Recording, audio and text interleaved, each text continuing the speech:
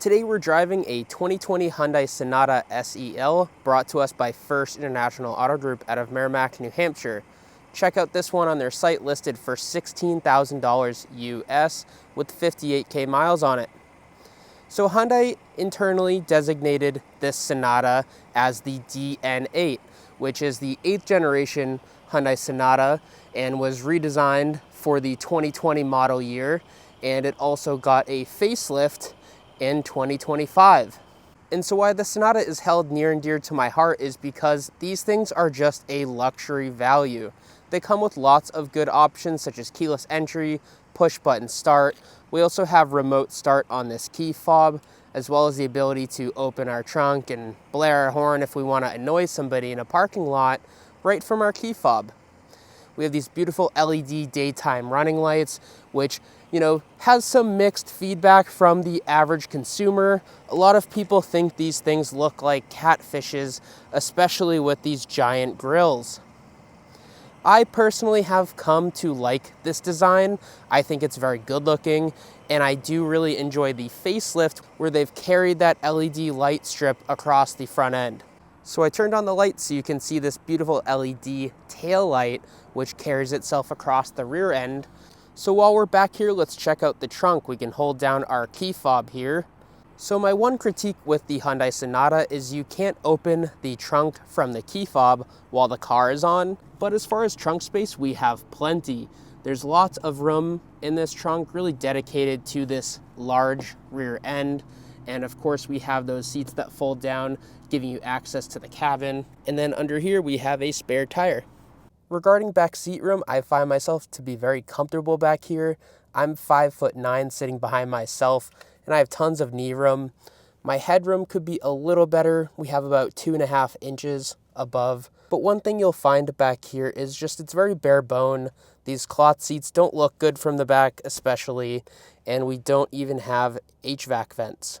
So up in these front seats is really where you feel the value come into play. We have Apple CarPlay and Android Auto powered off this touchscreen here, which you have to hook up via a USB cable. No wireless Apple CarPlay, which came standard in my 2021 Hyundai Elantra, so I should mention that. It is unfortunate to not have the wireless Apple CarPlay, so you can just kind of leave your phone in the pocket. It automatically connects when you get in the car. However, I've found that the early days wireless Apple CarPlays, especially, 2021 was really when they started being popular on the market. Those systems are often pretty unreliable. My Hyundai Elantra often would just randomly get disconnected, and then I'd have to go through a series of, turning off the infotainment system, reconnecting it, repairing my phone. It was just like a whole ordeal. With this one, you can just get in the car, plug in your phone, and call it a day. We also have heated seats with 3 stages up here. Physical buttons for all of that, which is nice. We have dual climate control up here as well. Tons of charging, such as a USB, another USB here, and then, of course, a 12-volt. So to put this car in gear, we basically have 4 buttons. We have a park button, a reverse, which we will check out now to see that backup camera. Fairly high resolution. You have parking sensors back there. It'll also kind of show you which way your wheel is pointed. And then, of course, we don't have a 360 view, but that would be nice to have. And then to put it in drive, you just press D. All right, let's get out on the road and see what this thing is about. So this Hyundai Sonata is powered by a 2.5-liter naturally aspirated 4-cylinder, making 191 horsepower and 181 pound-feet of torque. Regarding this interior, I will say, although you have a lot of nice functionalities such as the keyless entry, the push button start, the remote start from your key fob, and Apple CarPlay with this gorgeous infotainment screen, which of course is, you can touch it, right? You don't have to navigate with some wheel or anything like that. I will say that it does kind of feel a little cheap in here. The steering wheel is this hard, rough, like Fisher-Price grade plastic, which I don't really like. I wish of all things they did in this car that they would just wrap this with leather. It would make it feel a lot more high quality, because when you get in a vehicle and you're driving, really the only thing you're engaging with is the steering wheel and, of course, in a lot of cases, a shifter. And so if you make the steering wheel high quality, the interior automatically feels so much more high quality, so much more money.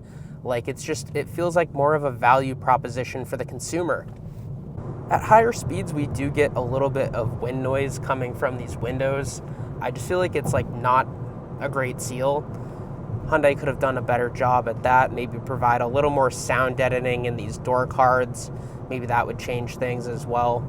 All right, let's pop this thing into sport mode now, see what this thing's about.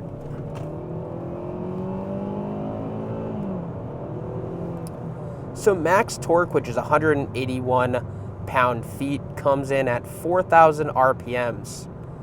So the low end, you really don't get much power, but at the top of that power band, when this four-cylinder really revs out, of course this thing being naturally aspirated, you're kind of waiting a while for that power to build up. But at the end, you do kind of get a little bit of sensation of fun, some thrilling acceleration coming from your Hyundai Sonata. And this definitely isn't the fastest sedan on the market, but we do get good fuel economy. We have 31 miles per gallon combined, which with today's gas prices, you'll be very thankful for that. And so with sport mode, this car isn't really all that fun. There's definitely a little bit more aggressive transmission tuning going on from this 8-speed automatic. But, a front-wheel drive setup with no paddle shifters, no shifter down here that I can really engage with, it just kind of makes it feel emotionless. And I think a lot of people are going to buy this car to just be a daily driver, but if you are looking to get a little bit more fun in your Hyundai Sonata, I say go for the N-Line. So the N-Line was a trim introduced to these Sonatas in 2021, and it came with a lot better of a powertrain. Just about 300 horsepower, and I think it was like 280 pound-feet of torque, tons of power. And I feel like if you're going to get any sort of Sonata to have some fun with and have some high-end performance, that is a very good performance value. Steering in this Sonata also feels pretty vague. It's clearly electronic, and honestly, I don't think I would enjoy driving this thing because there's not really any sort of sensation that you get behind the wheel. It would make a fantastic daily driver with good fuel economy, nice features, and these cloth seats are quite comfortable too.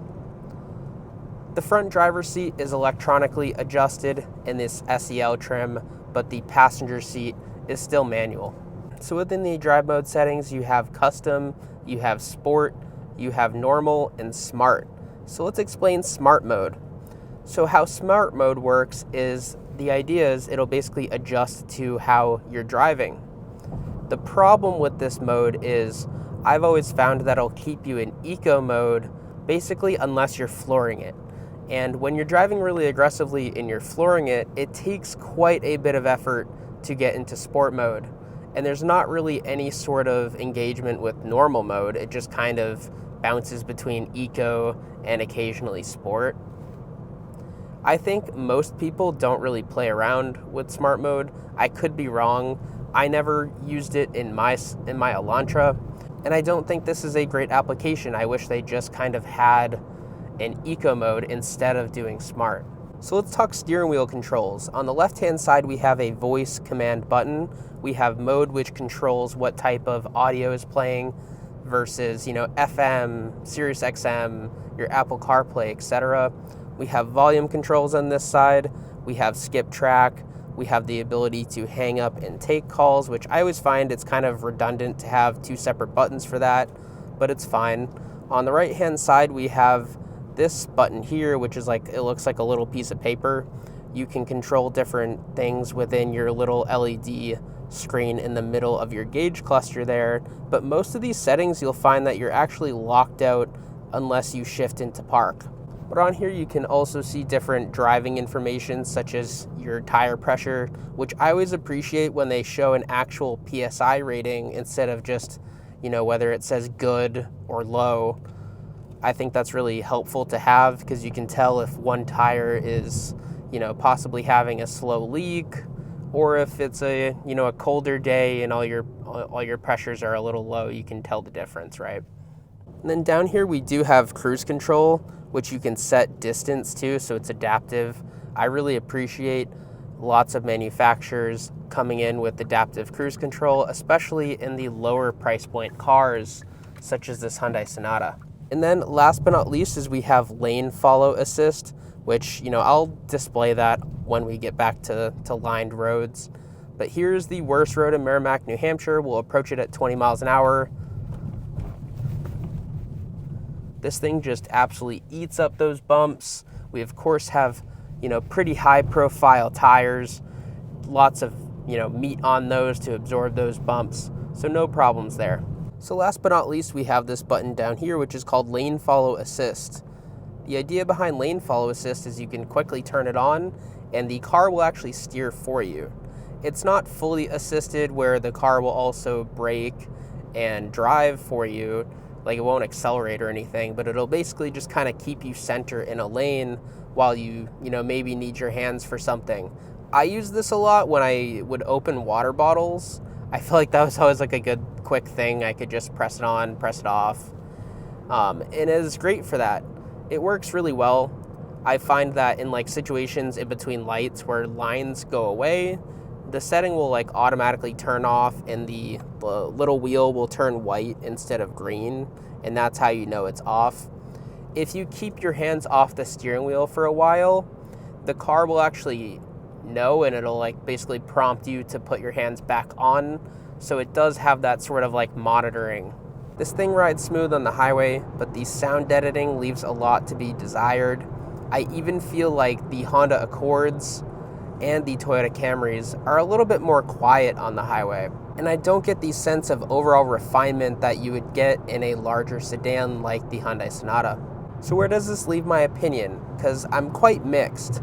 On one end, the Sonata has a lot to be happy about, such as the keyless entry, the push button start, the remote start from your key fob, the Apple CarPlay, the heated seats, the dual climate control, and these cloth seats, although they kind of have some stains on them from previous owner, and of course that's going to happen with any cloth seat, they are quite comfortable and they look good still.